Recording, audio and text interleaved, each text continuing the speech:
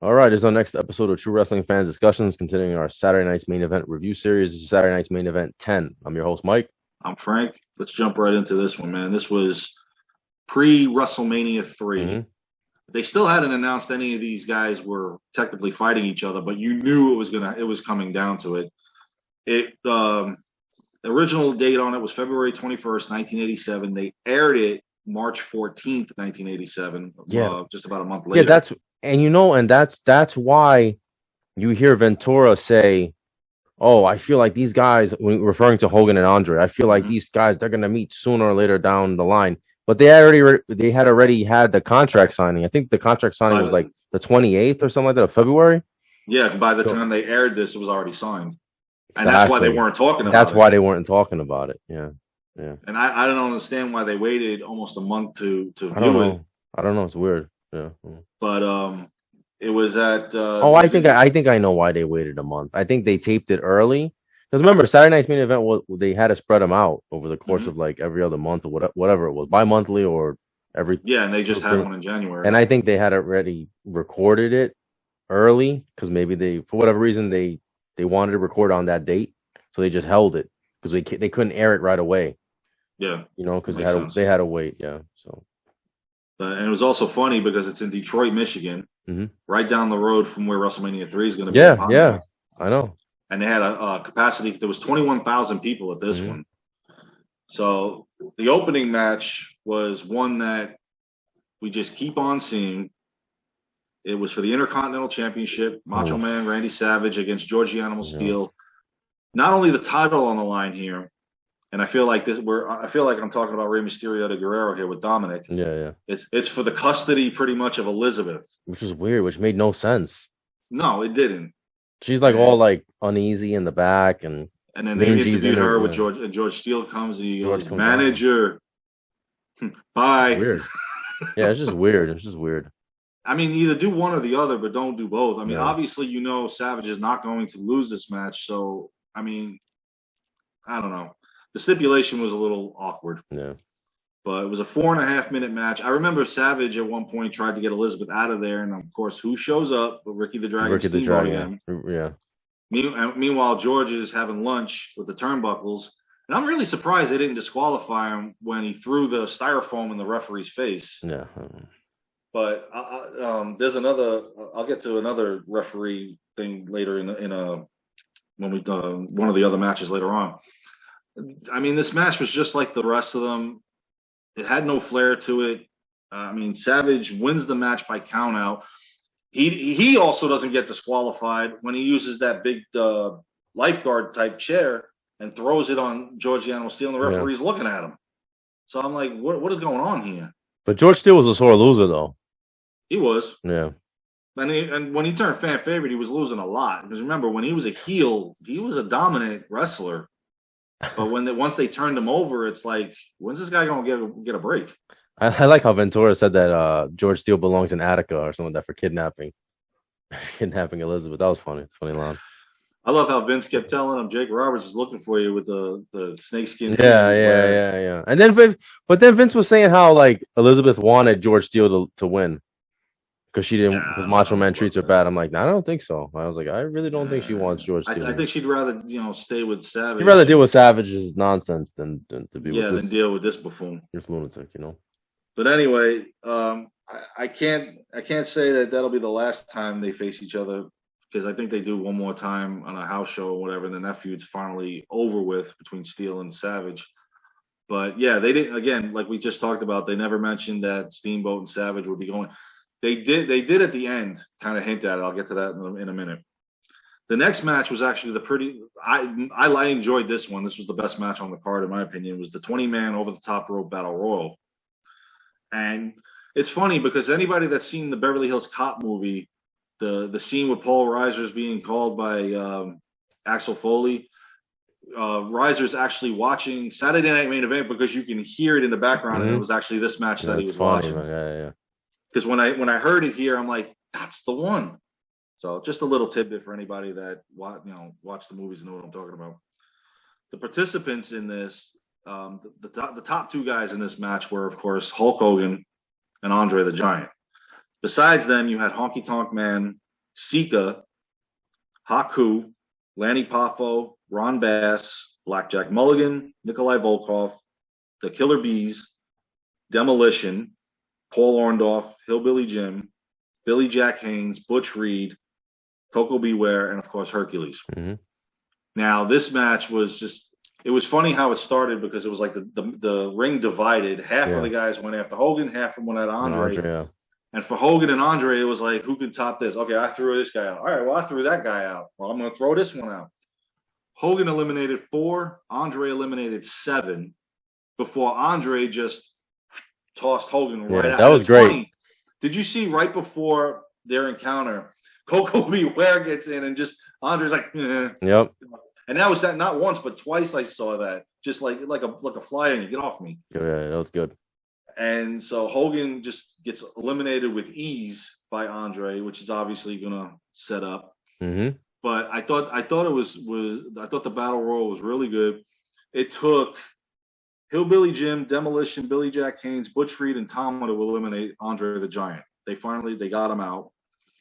And the final 4 came down to Hercules, Smash, Coco Beware of all people, and Billy Jack Haynes. Yeah, I like Bobby Heenan. I like how Bobby Heenan tells Hercules, "Don't trust anybody."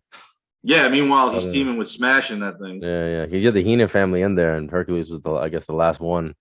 Yeah. He eliminates Coco with ease. Mm-hmm. Now they're teaming up against Billy Jack Haynes. Smash gets whipped in. Billy Jack gets rid of him. Hercules then eliminates Billy Jack. He wins the Rumble. You can actually say that he got rewarded for this because later on down the road, not too long after that, he got an Intercontinental title shot. So, I mean, it didn't go unrewarded, but it was nice to see Hercules get it. Got some shot. I think they were actually trying to see what they had with him. Mm-hmm. Could they move him up to the world title? Was he a mid-card title guy? What do I have here? So, Hercules winning the Battle Royal was pretty good. The next match after that, I kind of got a kick out of it. It was Jake the Snake Roberts versus King Kong Bundy. At the end, they kind of botched this. Remember when he went for the DDT, he kind of slipped off his bald head, but Bundy just went with it and did it anyway. That was the only botch of the night. Bundy beats Jake Roberts in 6 minutes, 14 seconds by disqualification, mainly because Jake kind of kicked the referee off of him when he was fighting him, and the referee wasn't having it. And then what's funny is when Bundy's down, Jake gets the snake out. Now the referee gets involved again. And even one of the announcers said, well, put the snake on the ref. I think it was Vince that might have said that. So now he's like, all right, he puts the snake on him. And it was really fun. Jake was actually one of the few guys back then that could have a match with a guy like Bundy, that huge guy, and actually be in the match. Like it wasn't a one-sided fight. Right, yeah. We saw that at WrestleMania 5 with him and Andre. He actually could hold himself against somebody like that. So it was a good match to see. And then again, Jake he's fresh to babyface. So, but the fans gave him a good pop in this one. The next match was their first title defense as tag team champions. The Hart Foundation defending the tag titles against Tito Santana and Dangerous Dan Spivey. Yep. Now, we all know the backstory to this. We've covered it. Danny Davis screwed the Bulldogs out of the titles. At the same time, he also screwed Tito Santana out of the Intercontinental Championship. So he was now, at this point, he was barred for life, even though he goes back to referee as a referee. So now he's a competitor.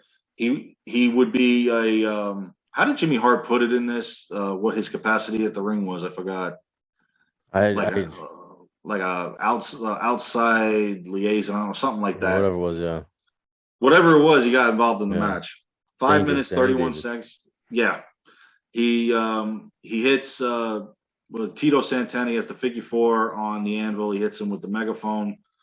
The Hart Foundation win the match in their first title defense. I still don't understand. I mean, I understand why they did the 6-man tag at WrestleMania 3 after this, because Davis had screwed them all over. But it was still nice to see the tag titles be defended at the pay-per-view. But, I mean, considering the storyline, it makes sense. The main event of the evening, if you want to call it that, was Ricky the Dragon Steamboat versus the Iron Sheik. And this was a 3-minute, 29-second match. Remember, Savage tried to get involved in this, and he actually goes over and does some commentary. Yeah, he was doing commentary. That was great. That was cool. It was, yeah. I mean, the match wasn't too bad. Steamboat gets the victory, but they did mention after the match when Savage is looking at him, Vince goes, and I think Ventura said, "I believe we have a challenge. The champ has challenged Steamboat." And I'm like, well, duh. In a couple of weeks, they're gonna be fighting each other. But yeah, that actually hinted at the two of them going at it, which obviously you knew was going to happen. Now you got what, 2 Saturday night main events in a row where they're involved with each other. Yep. So following this match, they did and I thought this was nice. They did a tribute to Roddy Piper because how they said he would be stepping away from the ring after WrestleMania 3. And it was a cool little video they did over the stuff that he did over the past few years. And stuff. I liked it, but we know he wasn't staying away. It was cool. It was well done. I like how he said that he's like, I'm not dying over here. Like when this guy was he said he was going to Hollywood. Right, yeah, I'm going to Hollywood because it was like a very somber mood when Mean Gene was. I guess it was Mean Gene that was talking to him, saying how like he's talking about Rocky Marciano and yeah. He's like, but I'm not dead. He's like, I'm not dead. What the hell? So that was cool. I also like they showed his heel stuff, you know. Even though at that point he was a babyface, they were showing his heel stuff. They showed the Olga Omer, Mr. T, Snooker. That'll live in infamy. We hit him with the coconut. I love that. I like how they showed him when he fought Hogan. I guess it was like a house show or something, and he had the Hulkamania shirt. But then he does down like Jimmy super. Yeah, that was cool. Awesome. That was good stuff. I also like those 2 promos they had of Andre and Hogan, where Andre's with Bobby Heenan. Bobby Heenan's telling him how he won the Battle Royal. He's like, yeah, Andre, you did it. You won. You eliminated whatever. And that was funny. And Andre just has that like no expression look on his face. Andre but when he did, it was scary enough. Yeah. I love when he puts his hand in front of Mean Gene. You can't even see him anymore. I mean, that guy was just, oh my God. And obviously they're building WrestleMania. I like Hogan's promo. I was laughing when Hogan said the 15 years of obesity that that's why he was undefeated. I felt the 15 years of obesity or whatever. So I'm paraphrasing here. How many times did you cheat? Yeah. But it was cool because Hogan was talking about Hulkamania. Hulkamania felt Andre, and now we know what to expect. It was well done. It was well done. Yeah. And obviously that leads to WrestleMania 3. Definitely. So overall, this wasn't bad. It was good. I thought it was good. It was entertaining. It had some storylines that will culminate at the pay-per-view and stuff. So we'll see what happens at the next one. Yeah. All right. So you guys make sure to like, comment, share, subscribe. Obviously, tell us what you think about Saturday night's main event, and we'll see you guys soon. Take care.